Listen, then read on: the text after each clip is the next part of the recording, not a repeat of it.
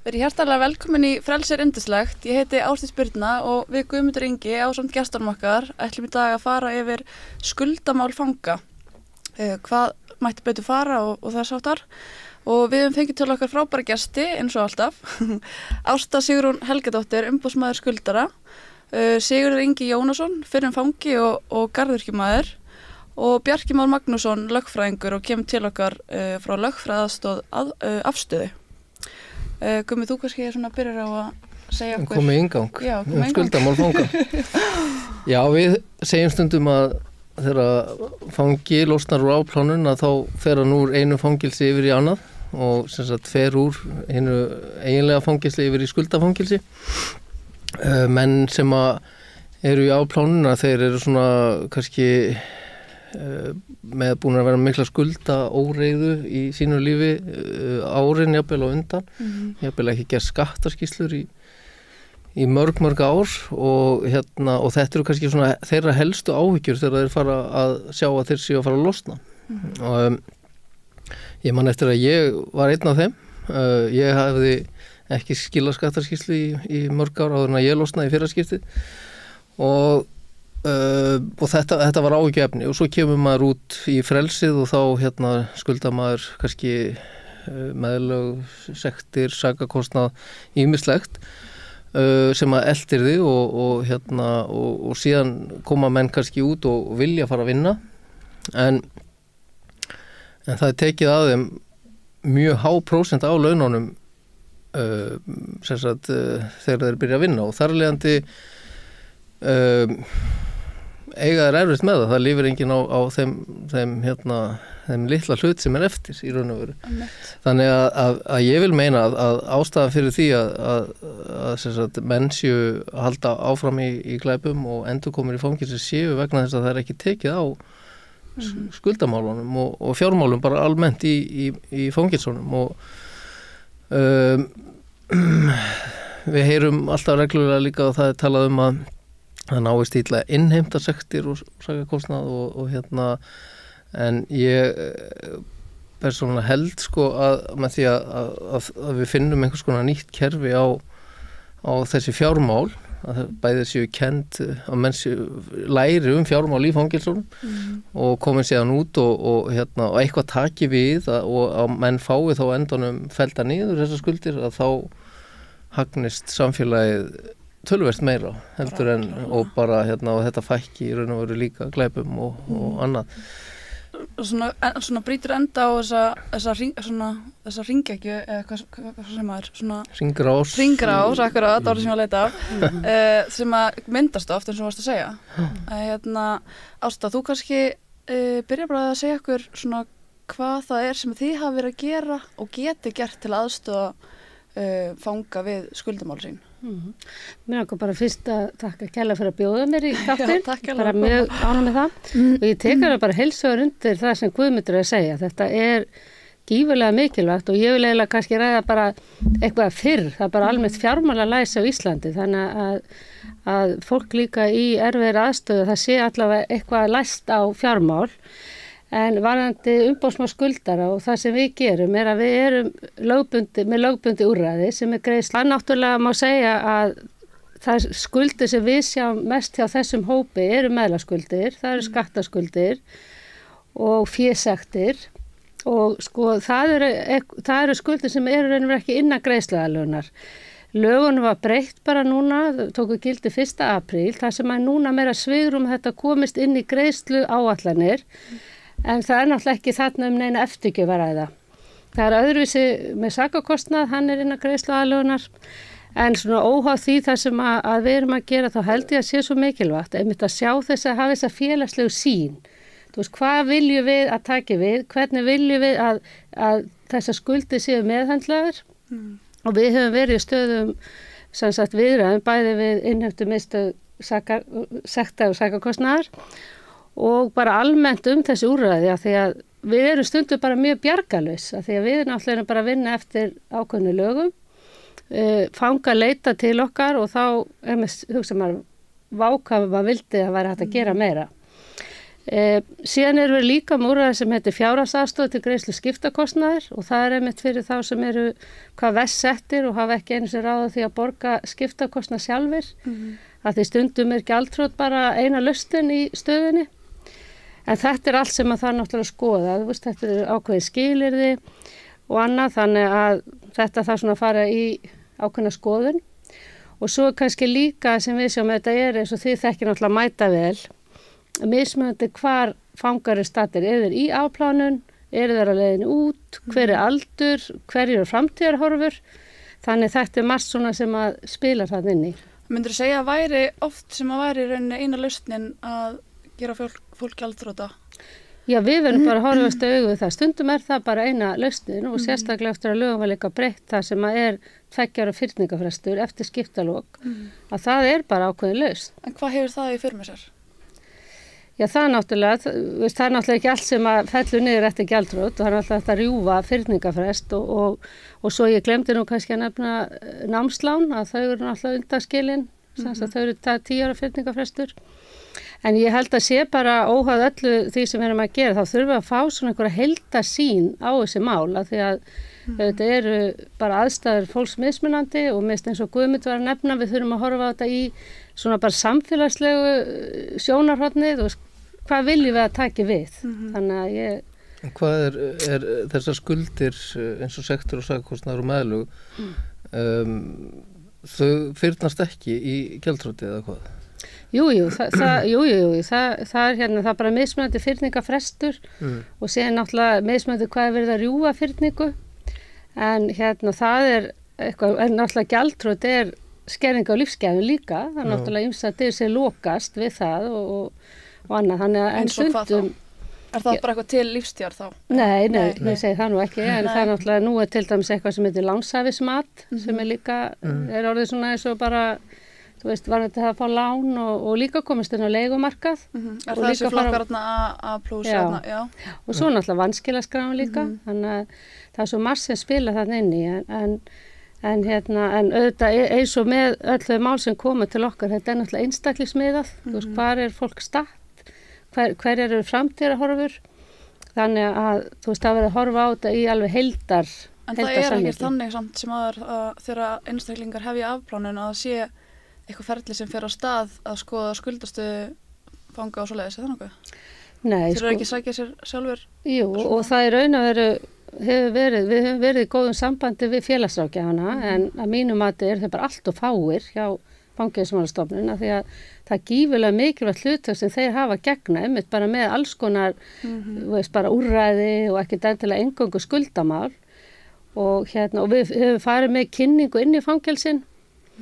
og það komu mjög margar umsóknir í kjölfarið en þá kannski stóðu svolítið frammi fyrir, veist, bara hvað er hægt að gera, veist, hvaða úrræði eru fyrir hendi í samfélaginu og það er náttúrulega að stórum hluta mitt hlutverk einmitt að vekja athygli stjórnvalda og löggjafans á því sem betur má fara. Og ég myndi segja að þetta sem er að koma núna með breyttu lögum greiðsluaðlöguna þá er þetta svona, þú veist, þú ert þá allavega að ná einhverju svona áætlun til framtíðar þannig að það skuldi sem eru utan greiðsluaðlögunar það er bara skemmi ekki fyrir þér allt ferli í raun og veru. Bjarki, hvað mál eru svona helst að koma að borða til þín í tengslu skuldamálun í lögfræðastofnunni? Jú, það má í raun og veru segja að svona mín sýn hafi opnast árið 2016 fyrir þessum málaflokki því að þá komi hingað fulltrúar Rauða krossins í Noregi sem að voru þá búin í 10 ára að halda utanum svo kallað nettverk eftir sóning, einhvers konar tengslanett eftir afplánun. Þau sögðu okkur hér á kynningu hjá Rauða krossinum á Íslandi að þau hefðu fljótlega átt að segja á því að það væri ekki hægt að aðstofa neitt eftir afplánun nema að væri búið að taka til í skuldamálun. Og sýndi mér sem sagt að starf sem að þau hafðu unnið, þar að segja, voru bæði búin að vinna ítalega bæklinga heimasíðu sem er ennþá aðgengileg og heiti jeldsarbeit.no, mjög áhugaverð síða. Og þessu var síðan miðlað til Rauða krossins hér á landi sem að ákveður 2018 að taka upp verkefnið nettverk eftir sóning sem að hér þá reyndar félagsvinir eftir afplánun. Rauðkrossinn Noregi hafði reyndar sagt það strax í upphafi að þetta mætti alls ekki kalla þetta vinaprógram, því að þetta væri ekki vinaprógram, heldur væri þetta nettverk, einhvers konar tengslanett. Og það þá að hugsa út af svona jafningja? Já, einmitt, þá er sérst verið að hitta einstaklingin einu sinni í viku og jafnvel fara í banka með honum eða eitthvað sem hann þætti erfitt að gera einn. Og mér fannst það svo sorglegt að því að þarna höfðu við 10 ára reynslu og þá næstu í 20 ára reynslu frá Noregi og þar sem við fengu þá leiðbenningar, þetta mætti ekki vera vinaprógram og það væri ekki hægt að aðstofa neitt eftir afplánan nema að væri búið að taka þátt í skuldamálunum og Rauðakrossin tekur það síðan að sér þarna í Noregi og fer reglulega inn í fangelsinn og tekur síðan á þessum skuldamálum. Þannig að Rauðakrossin hér hann ákvaða ekki að taka þetta inn í sitt verkefni, íslenska hlutana verkefninu. Það geti ekki líka bara verið eitthvað skonar veggir sem þeir lendi á þá eða? Já, en þá allavega myndi maður vilja sjá að við myndum þá rekast á veggina þannig að við getum reynda að brjóta það niður. En síðan var komið að máli við mig þeir sem voru að fara síðan inn á meðferðarganginn á Litla-Hrauni sem að upplifðu það væri allavega ekki hægt að komast í gegnum svo kallað A-prógram öðruvísi heldur að taka til í sínu skuldamálum það byði bara upp á óheiðarleika þegar út í lífið væri komið þannig að það var kannski öðrum forsendum heldur en Rauðakrossin hafði hugsað það En er það, þú talar um það að bjóða upp óheiðarleika að því að það er svo stór prósent af laununum sem er tekin. Já, þannig að menn verða alltaf að fara svona neðanjarðar, fara þá í svarta vinnu ef þeir alltaf komast að og sem að þýðir það að þeir vinna sér ekki ákveðin réttindi og svo framvegis. Þannig að ég var sérst beðin að stíga þar inn í og hef þá samband við umboðsmannsskuldara einmitt og þá virkar það þannig að þeir sem og þetta er í raun og veru bara takmarka núna við meðfaragangin 2 á Litla-Hrauni að einstaklingar senda mér þá umboð sem að ég síðan framsendi á starfsfólkuna Ástu hjá umboðsmannsskuldara og þá tekur við cirka 5 mánaða bið þangað til að lögfræðingur hjá umboðsmannsskuldara byrjar að skoða málið. Þannig að það er þá allavega búið að vera þarna tölverða tafið, það er að segja Hólmsheiðarfangelsið er átt að vera gæsluvarðals og innkomu eða móttöku fangelsi þar sem allir koma þá inn nýjir en það er ekki fyrir á meðferðarganginu þegar þeir eru þá búin að vera tölverða tíma og þú fer ekki beint á meðferðarganginu yfirleitt, það er voru að vinna það inn að já, ég fæ símtal og sendi þá umboð sem ég framsendi síðan á umboðsmannsskuldara og þá er það 5 mánuðir þangað til að við fáum mál í ferli þar. Við má aðeins það er þetta á samband í lögfræði síma afstöðu sem og þar er þetta beðið aðstoð varðandi fjármálin og þú ert að taka við þeim símtölum. Já. Og þeim að kostnaðarlausum. Já, og kannski segja símanúmer 6661211 fyrir þá sem eru í þessu vandræðum með að hafa samband. Og ég vil líka taka fram að öll þjónusta hjá umboðsmanni sjálfsögðu ókeypis líka. Akkurat. En við höfum átt mjög gott samstarf þykir mér og við Ástafum hist ásamt hennar starfsfólki farið yfir svona reynsluna og þess að þar en auðvitað er þetta síðan miklu dýpra eins og ég segi ég hafði þessa þekkingu frá Noregi og áttaði mig á því að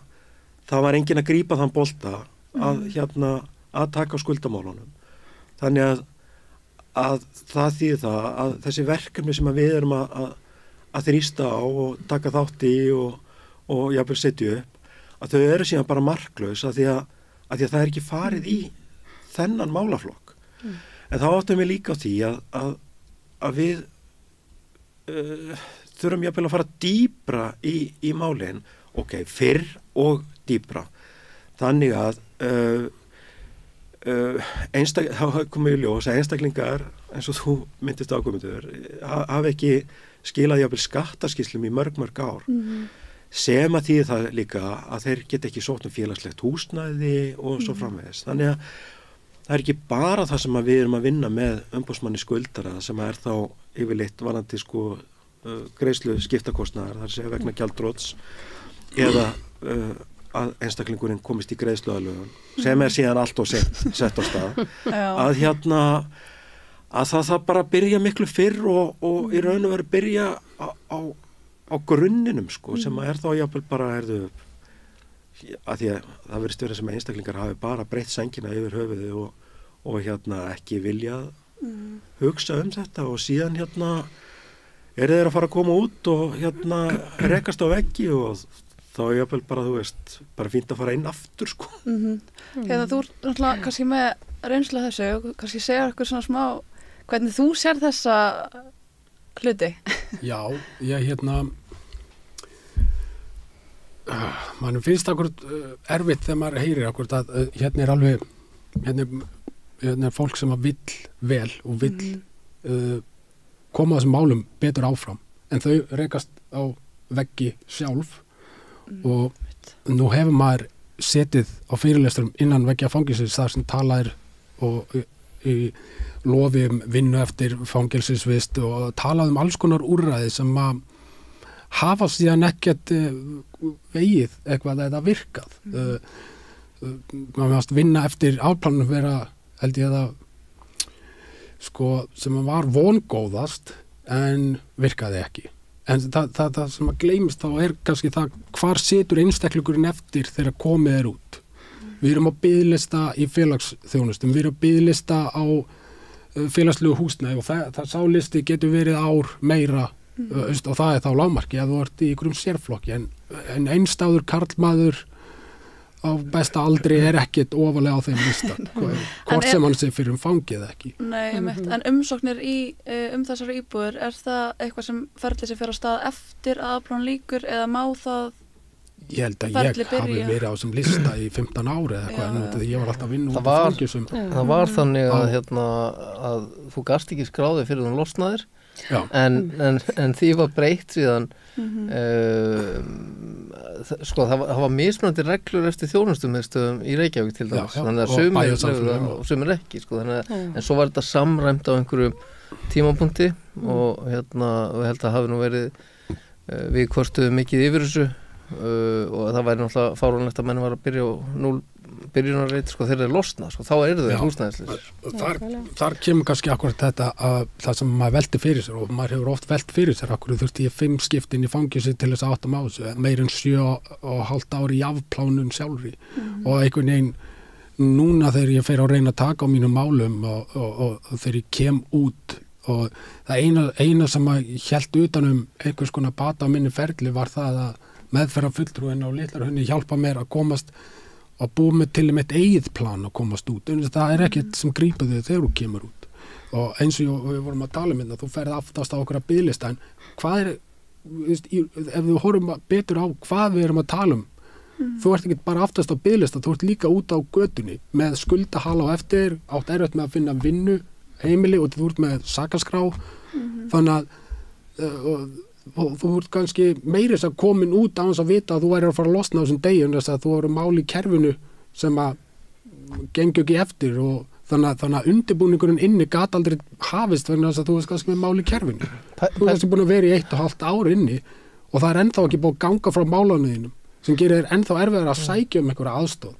Hugsaður eitthvað þessi mál meðan þú sast inni? Þegar þú varst inni, varstu þá eitthvað að plana ég þarf að fara að ganga frá fjármálunum mínu, komið þeimilega áður en ég kem út auðvitað ekki, áhyggjur mínar voru náttúrulega aðalagi því að ég vildi fjárhagslegt öryggi því ég kem út, ég get unnið fyrir sjálfum mér, ég hef alla tíð unnið við alls konar vinnur, bara það sem ég hef áhuga á að læra, hvort það sem að elda og annað slíkt. Ég flosnaði upp úr skóla með, ég klára 10. bekk þó ég á nú mann eiginlega ekkert eftir í, en sko... En það ekki eins og sé verið að refsa þér samt sem áður, þú veist, að það er hópur sem er tilbúin að vera partur af samfélaginu, vinna, fá sína tekjur. Ekki bara mér, vinnuveitandanum mínum líka. Það hefur gengið svo harkalega eftir laununum mínum, það er gengið á eftir því að hann verði skuldugur minna sakakostnaðar og annars slíkt að minna skulda, sem að gera þetta náttúrulega orðið ennþá flóknara fyrir, ef ég myndi ekki þekkja vinnuveitanda minn vel, þá hefði ég ekkert getað gengist betur eftir því. Og núna 3,5 ári frá sinni klára reynslulist og er eiginlega frjáls allra minna mála, þá er gengið það hart á eftir málunum mínum að ég þarf að fara á atvinnuleysisbætur til þess að stoppa þessa... Og hætt að vinna þá? Ég hætt að vinna, já. Ég tók mér bara frí frá vinnu til að reyna að skoða betur mín mál. Ég hafði samband hérna við Bjarka til að hjálpa mig með gjaldþrotsmeðferð sem ég kom síðan að seinna meira, eins og þú varst að tala með þetta prógram innan fangelsins að hjálpa með gjaldþroti, þetta vissi ég ekki og var svo sem ekkert mikið að velta fyrir mér langaði ekkert endilega bæta gjaldþroti ofan á sakaskrána mína og þetta er oft á tíum líka bara svolítið sjálfsvirðingar atriði og mér finnst það bara versta uppbyggingin sem á sér stið inni, það er engin sjálfsuppbygging, þú veist að og með hópin sem þú ert með núna í dag sem hefur kannski aldrei unnið eða aldrei búin að vera enn út úr unglingaheimilum og hvar á að byrja þar auðvitað er það, sko, mér finnst bara svo skrítið að þú sért dæmdur inn í fangelsi á þinni kennitölu nafni og þinni persónu og þú ert komin í afplánun að það sé ekki strax þá prógram tekið til þess að vinna þessum málum. Þess að í hvert skipti sem ég fór inn og þegar ég kem út er ég bara alltaf í verri og verri stöðu bæði andlega og fjárhagslega og bara samfélagslega þannig að ég skil ekki okkur er ekki tekið fyrir á þessum málum þegar þú kemur inn þannig að þú getur komið inn í samfélagið aftur þegar þú kemur út sem fyrst. Ég get svarað þessu. Mér langar kannski aðeins að grípa inn í þarna varðandi bara það sem við erum að gera því að umboðsmaður skuldar er fyrst og fremst þjónustustofnun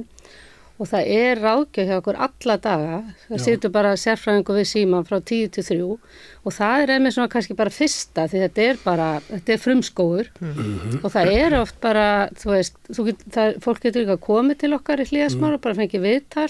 og það er bara svona fyrsta skrefið, þú veist, að því oft er kannski, við segjum bara sem dæmi sakakostnað, það er eftir að sækja og það er kannski, að því þú nefndi 5 mánaða bið, það er bara mjög mikið að gera hjá okkur að einmitt að nýta sér það og fá bara kannski svona það, þú veist,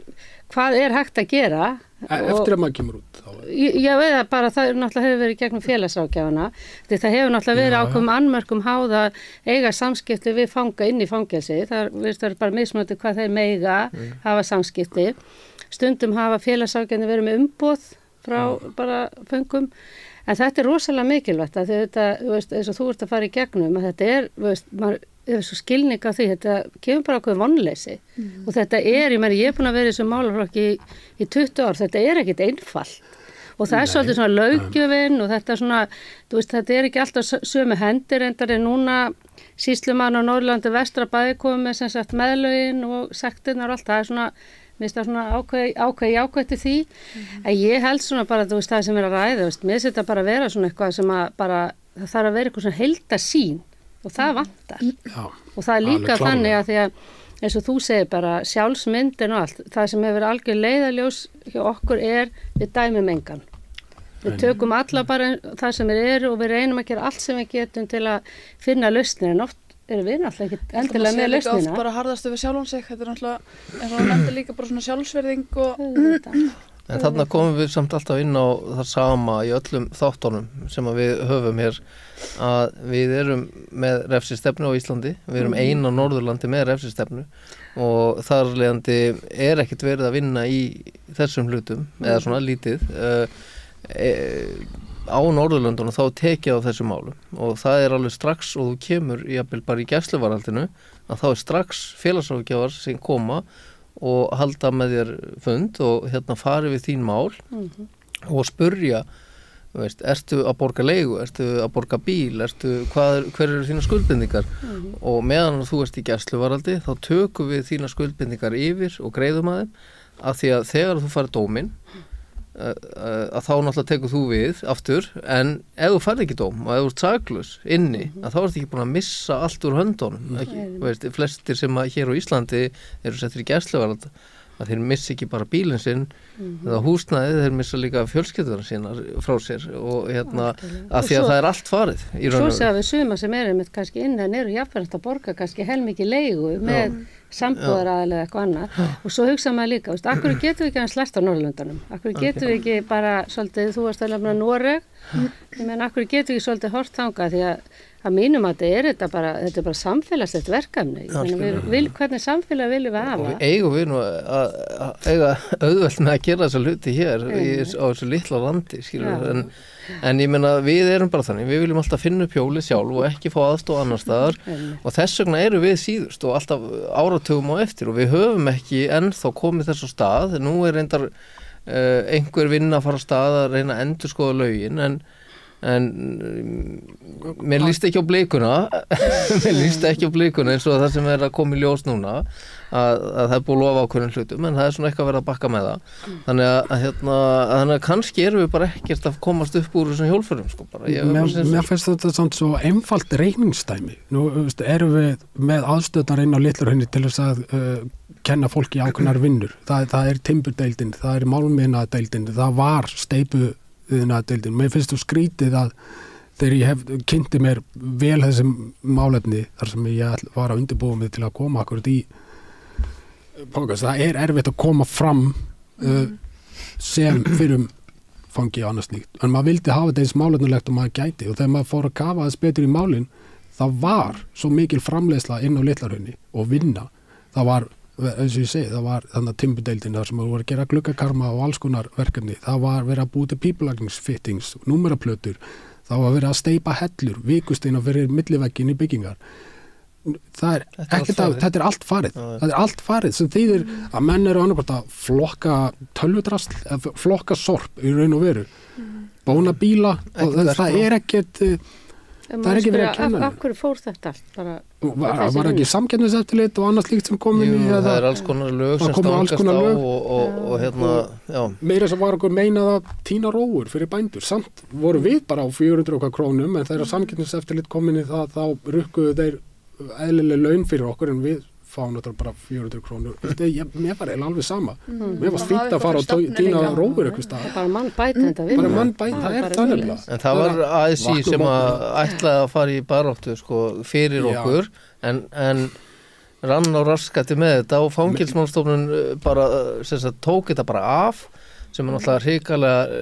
lélegt í raun og veru en ASI bakkaði síðan og hefur ekkert gert síðan hjálpa okkur sko, það þýðir samt skilu að þannig situr þá með núna hópa mönnu sem unni sér það inn að fara í opið úrræði til þess eins að sitja þar annarkvort þau eru í fjarnámi ég var aldrei undirbúin fyrir fjarnámi eða vildi það það hendar líka bara ekkert öllum það hendar ekki öllum En sko, nú vitum við að menn hlaupa ekkert að því að gera sig gjaldþrota og þeir vilja það ekki, það er skömm að því að vera gjaldþrota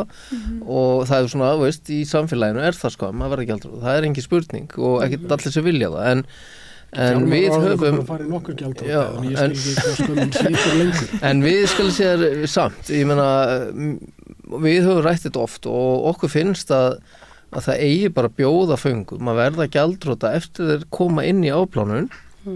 og laga fjármálum þeirra þannig að þegar þeir koma út í samfélagið aftur að þá er gjaldþroti finn, það er fjármálum komin í lag, þeir geta byrjað sitt líf aftur og það sé byrjunin að því við vitum að það breytist ekkert nema fjármálum séu í lagi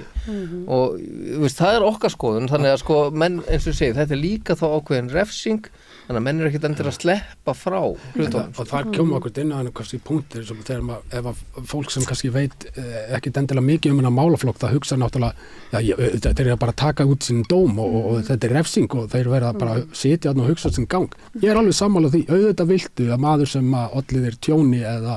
líkamlegu tjóni hann taki út refsingu en viltu fá sama einstaklingu út eða verri eða viltu virkilega fá betri einstaklingu út og ef þetta er bara einfaldur reikningsdæmi sem ég skil ekki hvernig getur verið svona flókið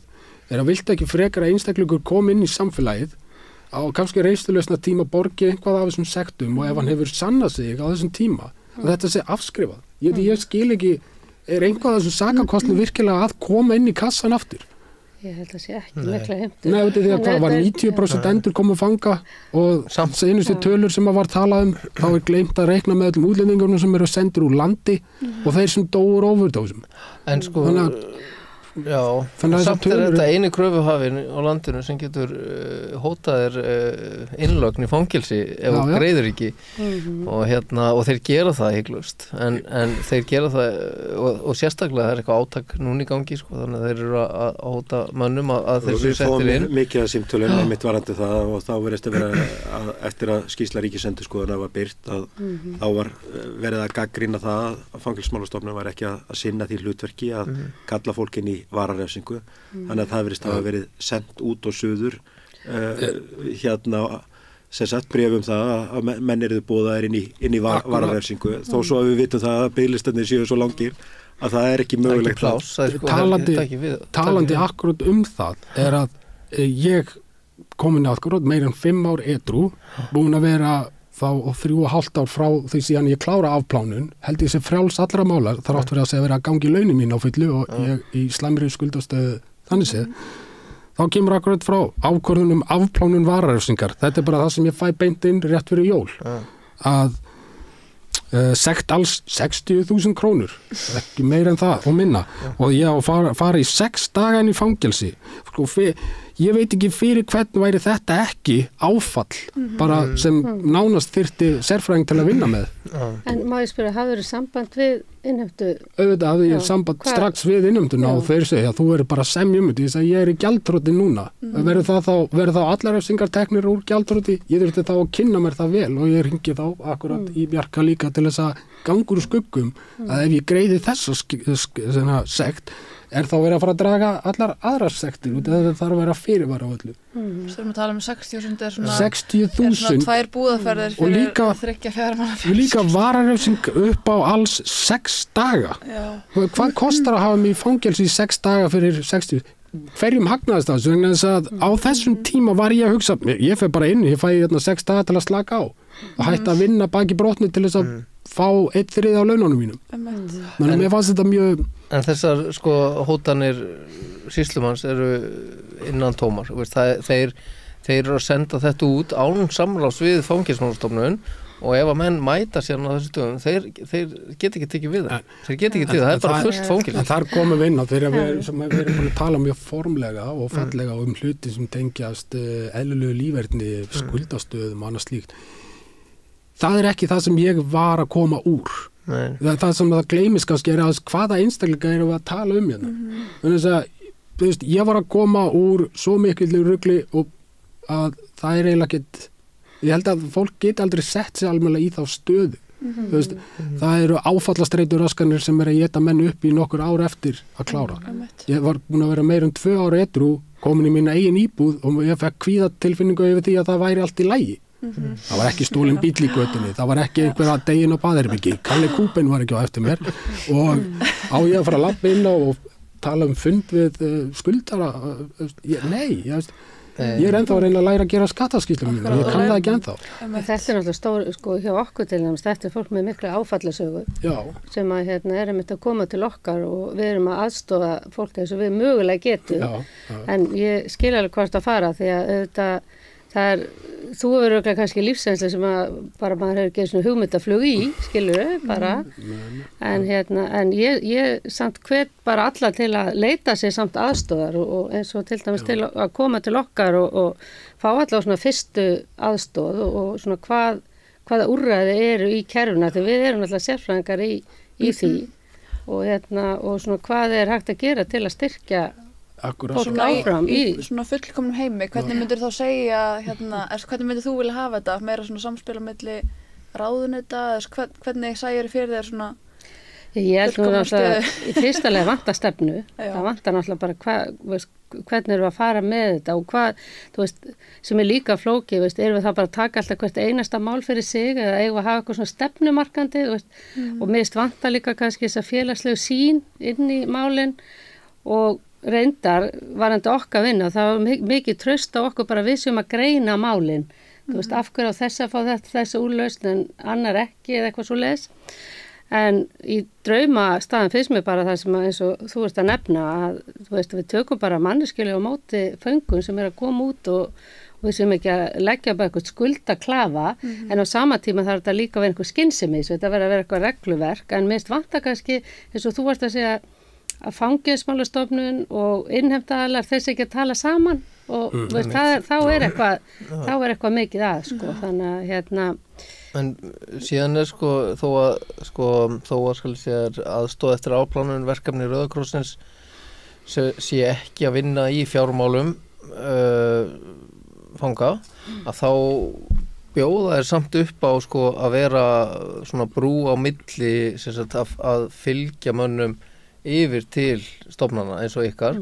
og við gerum það sjálfsögðu líka að reynum að tengja fólk og jafnvel fara með þeim og við höfum alveg gert það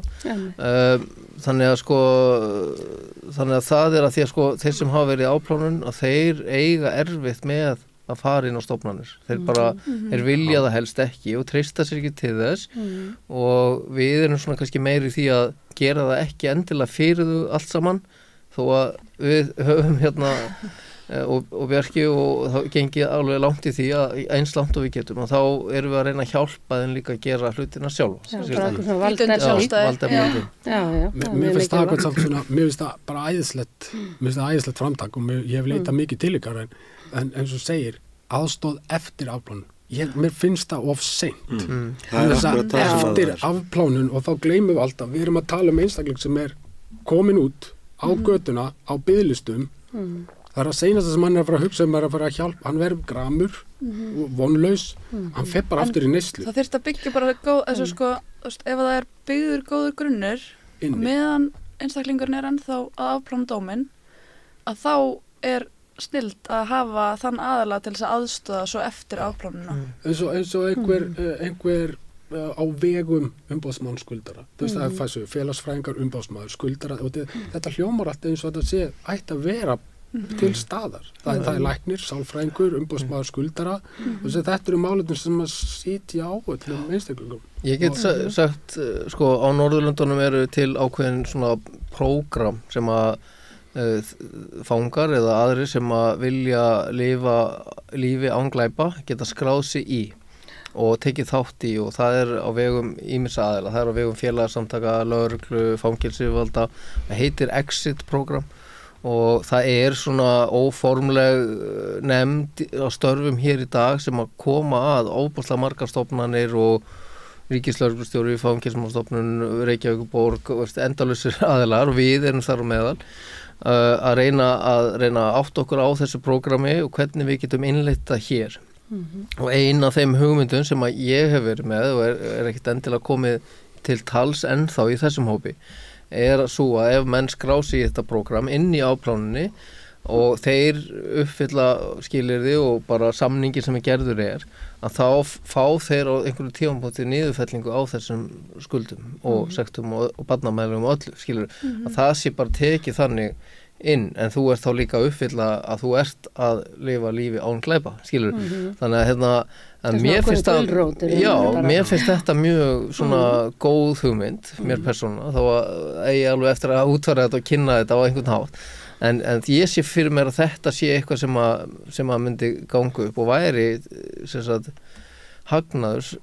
fyrir alla, samfélagi líka sko, Ég held að þetta verður að taka til fleiri, þetta verður að taka til nú erum við bara að tala um sko að við séum að fá símtöl frá þeir sem eru meðferðarganginum á Litla-Hrauni þannig er þú að tala um þá sem að taka þátt í ákveðnu prógrami og hvað reynd að benda það þegar við fórum saman til Finnlands í síðasta mánuði að slíkt gulrótarkerfi geti verið líka eilítið öfugsnúið, þar að segja að menn verið þá að fara inn í slíkt prógram á röngum forsendum. Mér finnst bara svo mikilvægt að við aðstoðum alla sem eru að koma inn. Þetta sé hluti af einhvers konar meðferðar og vistunaráætlun sem að fer í gang strax í upphafi sem að reyndar gerir ekki neitt, gerir það ekki sko því að það var náttúrulega fellt úr lögum bara síðast við endurskoðun á lögum fullnustu refsinga og síðan ekki allir sem átta sig á þessu sem að Sigurður var að tala sem að einmitt að tíminn skipti máli, að þetta sé gert í upphafi, að það sé ekki kynning einu svona ári og eða þá að það sé ekki fyrir að einstaklingurinn komin á meðferðargangin eða hvað það er það tímafaktorinn skipti svo svakalega miklu máli. Eitt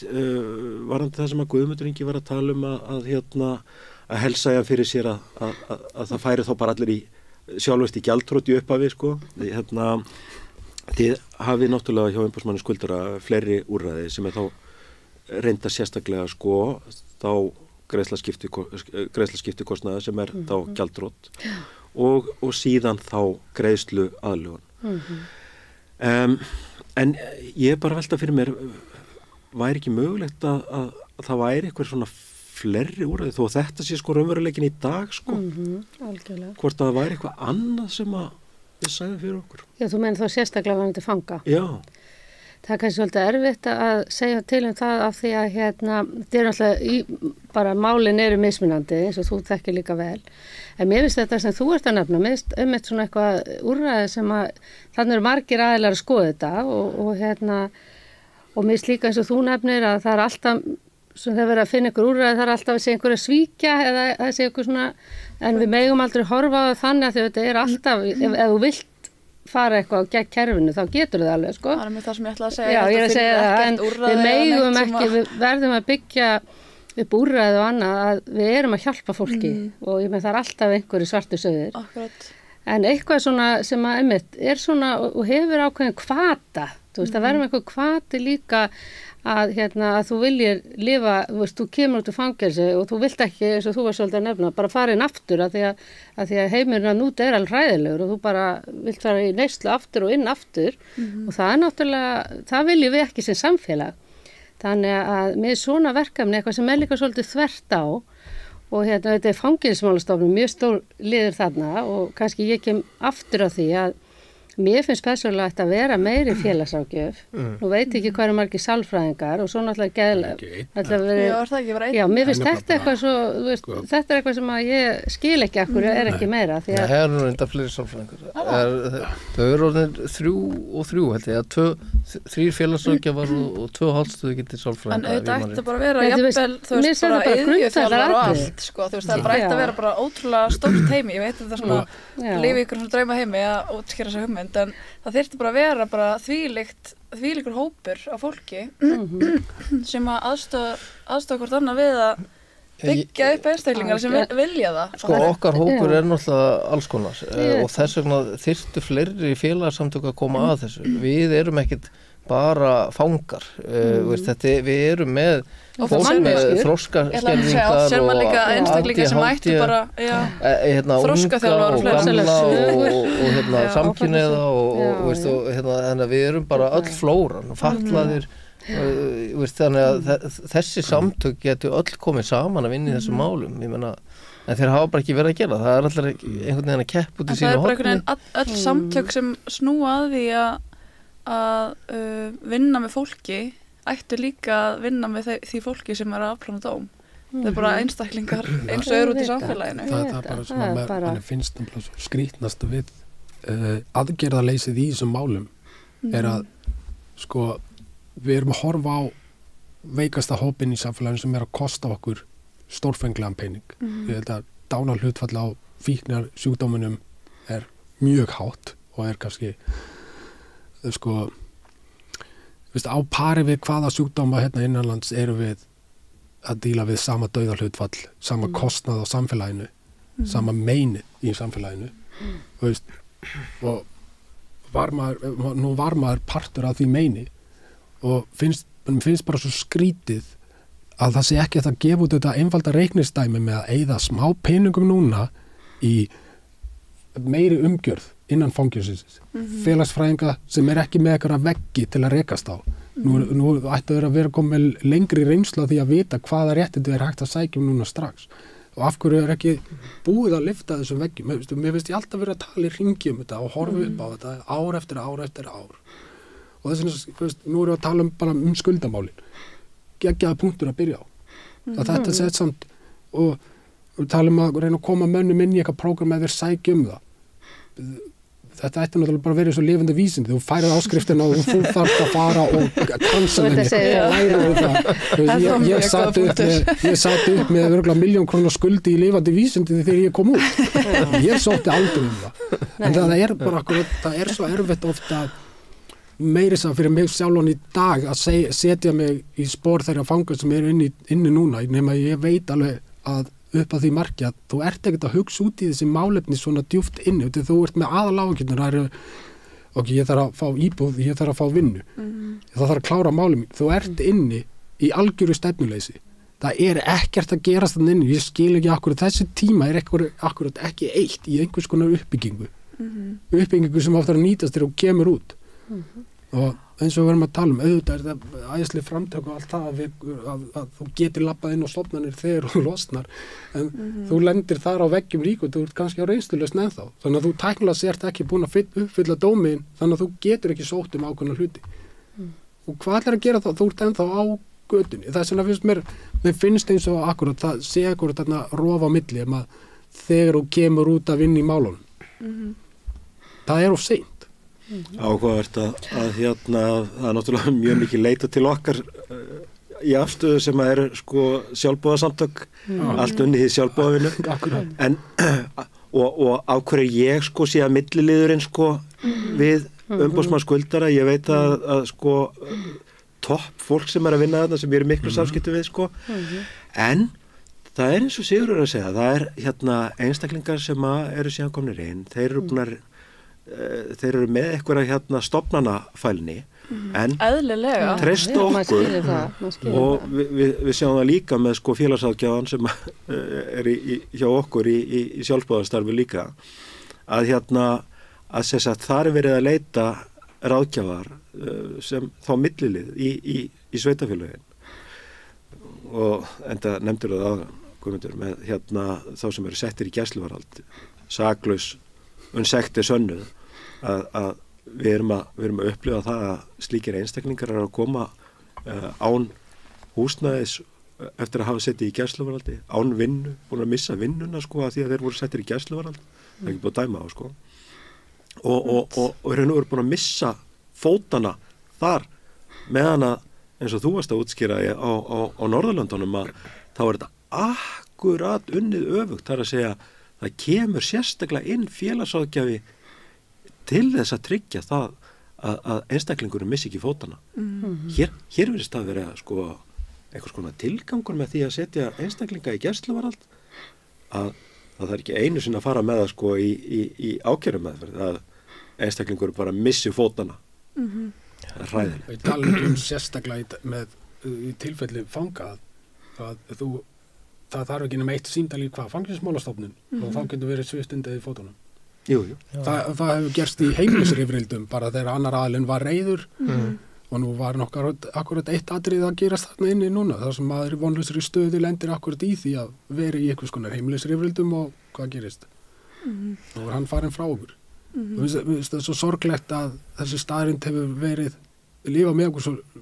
lengi í raun og veru að þegar hún kemur út, þá er þetta ekki bara að þú sért einstaklingur að reyna að koma undir því fótunum í samfélaginu, þú þarft líka að ná að byggja upp einhvers konar traust gagnvart samfélaginu. Ég hef heyrt mennin á vendinni sem að fara að vinna hjá öðrum einstaklingum sem að neita svo að borga þeim laun eða að segja þeir voru fjandsamlegir í garðminn, ég er hræddur líf mitt og það er nótilega hendur aftur inn og þeir fengu aldrei launin sín. Það er fáránlegustu atriði hafa komið upp sem að grafa svolítið mikið undan þegar við tölum sjálfsverðingu og feta sig út þannig þótt það sé kannski komið út fyrir efnið en samt ekki það svona hangir allt saman þetta hangir akkurat svo kannski svolítið saman en mér finnst akkurat gott að við sem loksins að vekja ykkur sér athygli á þessu núna og það vonar maður akkurat að fólk hlusti á þetta þannig að vill maður ekki fórnalamb endilega það hafa komið sér í þessi mál en manni finnst óþarflega erfitt að klóra sér upp úr þessu. Að þú ætti ekki bara að geta labbað að því að það væri svona sjálfsögðu að geta bara komið sem eðlilegur samfélagsþegni unnið, fengið þín tekjur og lifa lífinu. Akkurat, við myndum hagnast svo vel á því, eins og ég var að reyna að tala það hlýtur að vera einfalt reikningsdæmi með einstakling sem kemur inn og út úr fangi sem að fóta þessi aldrei í samfélaginu og eins og tala með gulrótarkerfið og við tölum alltaf ofta að vera með okkur við Norðurlönd og löndin í kring. Við þurfum ekki svona búa til stefnuna, hún til sko. Við hjá afstöðu fórum í heimsókn í fangilsi í Finnlandi og vorum svona að skoða þessi úrræði sem þau eru með, bæði fangilsi opin og lokuð og síðan önnur úrræði sem taka við þegar kemur út og við sáum að þar var mikið lagt upp að menn læri eitthvað í fangilsunum og verknám og verða að vinna og fari bara út. Það helst á enginn að vera inn í fangilsun á daginn. Þess að í opnu fangilsun ég bara að fara út að vinna og sinna sínum málum sjálfur, fara sjálfur í klippingu eða til læknis og vinna vinnu úti. Og við höfum nú rætt oft hér að ef að þetta er aukið hér í opnu fangilsun að menn færi út að vinna og myndu þá jafnvel vera á markaðslaunum, þeir myndu borga jafnvel smá húsalegu jafnvel og fæði sitt sjálfur í áplánunni. Þeir getur borga sektor og sakakostnaði eftir einhverju plani ef þeir fá markaðslaun. Ég meina það bara svona breyting það er ódýrara að reka fangelsin sakakostnaður og sektir fást greiddar og barnamælu og fleira og manneskjan öðlast náttúrulega reynslu og þekkingu og kemur út aftur og borgar skatta. En þú varst að tala áðan að fengur svona í kringu 400 krónur. Hvað er þá restin? Hvert fyrir restin á það var að tala að var svona 2000 krónur á tíman sem að þið fengur svo bara 400 krónur. Ég man ekki alveg. Nei, þú veist, bara svona, en það er bara einhver hluti, skilur. En það er fangalaun sem það er borgað inn í fangi sem það vinna þar. En við erum náttúrulega ekki að tala um svoleiðis. En til dæmis ef við myndum fara út úr, þá færðu bara markaðslaun. Fangilsunum. Já, þá færðu bara venjuleg laun. Þó svo sértu sitt inni. Já. Já, þarna úti. Nei, hérna líka, já. Hérna líka? Já, þeir sem að fengju þó að vinna fyrir utan sem er nú ekki hverjir hafa fengið að vinna fyrir utan fangilsi? Fegst þú? En mér er forvitna að vita ef við erum að horfa á Finnland hvernig var svona sálrætt stuðningur og svoleiðis inn í fangilsunum þar félagsráðgjafar það er bara allagt upp úr mannlegri virðingu, mannréttindum aðstoða einstaklingin allir komið sem best undirbúnir út í lífið aftur og en ég meina auðvitað eru vandamál í öllum löndum og mismunandi hvað kostir og gallar en það er engi biðlistar í fangilsin til dæmis þar í Finnlandi en hérna eru maður hefur alveg séð að einstaklingar með þetta eru kannski bara komnir út í lífið kannski búin að eignast börn og annað svo allt í nefn að fara að afplána dóm sem að bara rétt áður að fyrnist svo það sé allar þetta refsónum það er náttúrulega bara margföld refsingir með við upprunalega dóm þarna komum við aftur inn á hvað ert þú að fara að skipuleggja á þeim tíma þú ert að bíða eftir að fara í fangelsi ekki mikið, þú ert ekki að fara að fjárfesta í eign þú ert ekki að fara að kaupa refsingir byrja bara frá því að fara dóminn það er svolítið þannig og líka þessi stefna innan fangelsisins er að þú kemur inn og að þú ert með mál í kerfinu þá getur þú verið að bíða í ár 2 eftir að fá niðurstöðu í dóminum í þar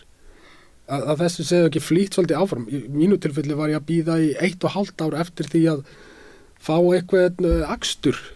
eitthvað mjög einfalt dæmi sem ég þurfti ekki einu svona að mæti í dómin fyrir en ég þurfti að bíða í 1,5 ár sem þýðir að ég er ævilangt sviptur frá 1,5 ári eftir ég fór inn í fangelsi þannig að núna þegar ég er komin út þar ég að bíða í 1,5 ári viðbót eftir að hoppa í ökuskírteini aftur á mann líka svolítið meira afstöðu síminn sem er svona lögfræði aðstóðar sími 666-1211 er ekki hvað er meira en fjármál sem koma þar inn það er reyndar verið mjög mikið einmitt varðandi þessar boðanir í vararefsingu núna það eru ættingjar sem eru að hringja það verðist vera sem að það sé verið að senda núna eins og Sigurður segir á rétt áður að einhverjar vararefsingar fyrnast og þetta veldur fólki aðstandendum miklum áhyggjum. Þannig að það mikið að vera að hringja svoleiðis af hálfu aðstandenda. Nú síðan alltaf verið að hringja mikið úr fangelsonum. Þar eru einstaklingar sem að annars vegar ná ekki sambandi við lögmenn sína. Það er að segja þegar að málarekstur fyrir dómstólum er búinn og þeir þá búin að fá tildæmdan lögmannsþóknun, þá hætta þeir að svara símanum en þá eru sem sagt stjórnsýslumál sem að hvíla á einstaklingum sem í fangelsi, en það engin lögmaður sem fær greiddur fyrir að reka mál á stjórnsýslustigi og þá eins og sé hætta þeir að hafa samband. Við reynum þá annars vegar að þrýsta á lögmennina að sinna sínum skjólstæðingum þangað til að fara með þeim þessa vegferð sem að byrjuðu þá allavega á. En það oft og tíðum ekki verið að sinna því og við reynum þá að vera einstaklingum innan handar. Það sér það hver maður að þegar ég að tala til að mynda mál á stjórnsýslustigi, að þá verið að tala þar meðal refsingar, þar að segja, það búið að dæma einstaklingin í fangelsi en síðan heldur halda fangelsiyfirvöld áfram að refsunum og og hvernig á maður að bera hönd yfir höfuð sér þegar það búið að loka hann inn í einangrunarklefa og og sagt að hann geti kært á ákvörðum. Hvernig á hann að snúa sér því lögmaður en hann svarar ekki, sem betur fyrir fá einstaklingarnir að hringja í lögfræðing afstöðu og bera upp erindi sitt. Og nú þá get ég annarkvort reynt að hafa samband við lögmann viðkomandi eða reynlega þurft að ganga í máli sjálfur. Þannig að það náttúrulega algjörlega óþolandi aðstæða líka að það sé hægt að loka einstakling inni í einangrunarklefa og hann geti ekki borið höndi yfir höfuð sér með nokkrum hætti, hvorki gert málið nýja já. Það er mjög sérkennlegt. Hvað Sigurður, hvernig myndið þú vilja fá breytt í kerfinu? Draumaheimi. Í draumaheimi. Fangelskerfi sem rekið svolítið eins og lifandi vísindi. Þetta sé ekki svona flókið. Það eins og þú tala það ekki ákveðin stefna fyrir þennan hóp. Það stefna, það refsistefna. Maðurinn búinn að fara í dóm. Það alveg á svört og hvítu hver einstaklingurinn kennitalan, allar upplýsingar sem þú til þarf. Að þessi einstaklingur sé ekki strax komin þá inn í þann hópa mönnu sem í afplánun og hægt sé að hann sé þá komin inn í batteri þar sem að viðverandi stofnanir þurfa að hafa samband og eins og ég bara nefna. Það þarf ekki nema manneskja á vegum umboðsmann skuldara innan stofnunarinnar. Að félagsfræðingar 2 eða 3 eiga að sinna málefnum 120 manns og að sinna öllum hliðum mála náttúrulega bara vitleysa. Þetta eru félagsmálafræðingar, þeir eru aðalega að útvegar félagsbótum, félagslegu húsnæði og kannski að aðstoða að leita í ákveðnar áttir. En þau sjálf rekast á veggi með bara sínmál. Þau fara að sinna verkefni umboðsmann skuldara og þau að sinna sálfræði meðferðinni líka. Ég veit að margir fóru til félagsfræðingarna í viðtalvegna að það voru of langur biðlisti í einhvern annan. Ekki gleyma helsta hlutverki félagsráðgjafa hjá Fangelsismálastofnun sem skilorðseftirlit. Já, akkurat. Og það það sem eru aðalega að sinna og þannig að þeir sem að halda að þeir sé að sinna félagsráðgjöf, það mjög takmörkuð leyti. Það náttúrulega bara sorglega fyndin punktur að maður hefur heyrt félagsmála að seinasta fundi sem satt inn á Litla-Hrauni var verið að tala hver að það var komið eitthvað svona línuritt og þá var verið að klappa sér á baki Fangelsismálastofnun og annað slíkt með velunni starfa. Nú væri bara 70% endur koma fanga og ég og vinur minn sátum og horfðum á það og hristum vel hausinn, bara 70% endurkomu, nú sátum við tveirarninni, við höfum þá ekki partur af þessari minkun endurkomu fanga, en við fórum bara að telja það saman í hugunum og við nefndum held í 25 einstaklingar sem voru nú bara dauðir og enginn vissi að þeir væru dauðir. Og það engin eftirfylgni frá fangelsismálayfirvöldum. Það minnkandi endurkomutíðinni. Það er alveg rétt. Það að deyja fljótlega. Að því að Sigurður búin að segja í öðru hverju orði félagsfræðingur, þá vil ég taka fram að hann að meina félagsráðgjafa. Já, því að þú ert að læra slíkt. Þú ert að læra slíkt. Það alveg á reyna. Já, en skal ég segja þér að þeir sé að sinna 120 manns, það tala sem er mjög lág vegna þess að þeir sinna öllum sem búnir að fá dóma, öllum sem afplánun og þeir sem á skilorði og þeir sem á öklabandi og alls konar, þannig að þetta meira kannski svona 600 eða eitthvað svo list, þannig að þetta rosalega fáir starfsmenn á óbúslega stóran hóp sem að auðvitað ráða enga megin við, sko, þannig að en sko, við í tengslu við þetta sem að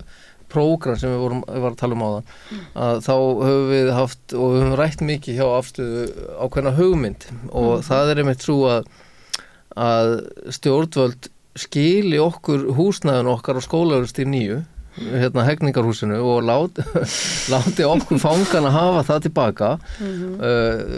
og og fallegt hús en þeir verða að klára að gera það upp fyrst